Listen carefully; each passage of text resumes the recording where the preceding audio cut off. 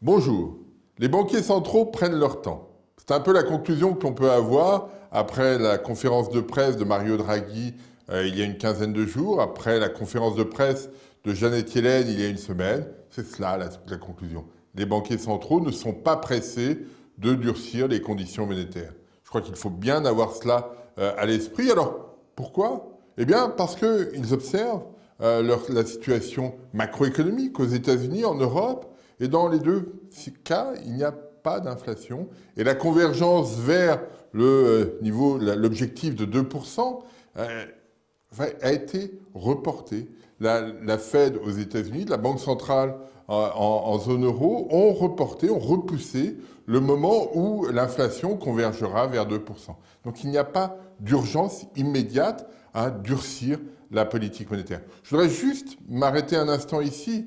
On a un peu l'impression, quand on écoute les banquiers centraux, parfois, pas tous, mais que 2%, c'est finalement de l'inflation. Non, 2%, c'est le taux d'inflation qui a été mesuré par les banquiers centraux pour nous dire c'est 2%, c'est la stabilité des prix. Ça veut dire que quand on est en dessous, et c'est le cas aujourd'hui, l'inflation aux États-Unis en zone euro est proche de zéro, même l'inflation sous-jacente hors énergie et produits alimentaires est proche de 1, un petit peu au-dessus, 1,2% aux États-Unis, un peu en dessous pour la zone euro.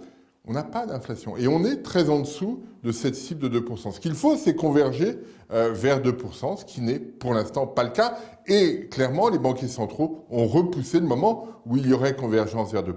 Donc ça, c'est un premier élément. Le deuxième élément, c'est que, quoi qu'il arrive, il y a des craintes sur la croissance. C'est le cas de Mario Draghi, qui a clairement indiqué que les risques étaient à la baisse de l'activité. C'est ce qu'a indiqué Janet Yellen dans sa conférence de presse, en indiquant que l'économie américaine, si elle était robuste, n'était peut-être pas capable d'amortir des chocs en provenance de l'extérieur, des chocs persistants en provenance de l'extérieur, notamment en provenance de Chine.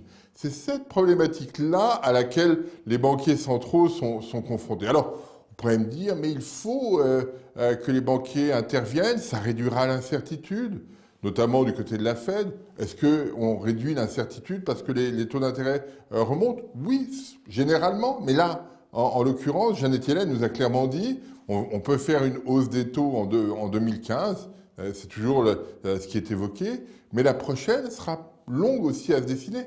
Donc une fois qu'on aura augmenté une première fois les taux d'intérêt, quand aura lieu la prochaine opération? Pas tout de suite, on va recréer de l'incertitude. Donc cette situation-là n'est pas viable. Après on dit, oui mais les banquiers centraux doivent être très attentifs à l'augmentation du crédit. On le voit aux États-Unis, il y a du share buyback. Les entreprises rachètent, s'endettent pour racheter leurs actions. Et on dit, il faudrait trouver un moyen, une parade à cela.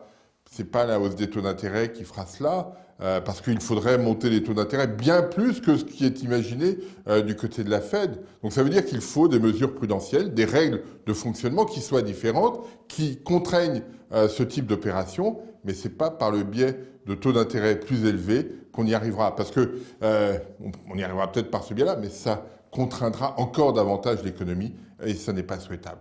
En d'autres termes, si on regarde les fondamentaux de l'économie, eh bien la Banque centrale a du temps et clairement, il est préférable pour elle d'agir un peu trop tard qu'un peu trop tôt. Si elle agit trop tôt, elle prend le risque de dérégler la dynamique de l'économie et ça, personne ne le souhaite, ni Janet Yellen, ni Mario Draghi en zone euro. Et donc, voilà, en agissant un petit peu plus tard, eh bien, les banquiers centraux laissent la bride sur le coup aux économies en espérant que, effectivement, parce que le pétrole est pas très cher, par exemple, l'économie va pouvoir se caler sur une trajectoire un peu plus élevée. Quel est le risque? Quels sont les risques qui sont pris si on laisse la Banque centrale intervenir un peu plus tard dans un contexte de croissance lente, dans un contexte sans inflation? C'est ça qu'il faut avoir en tête. Quels sont les risques pris?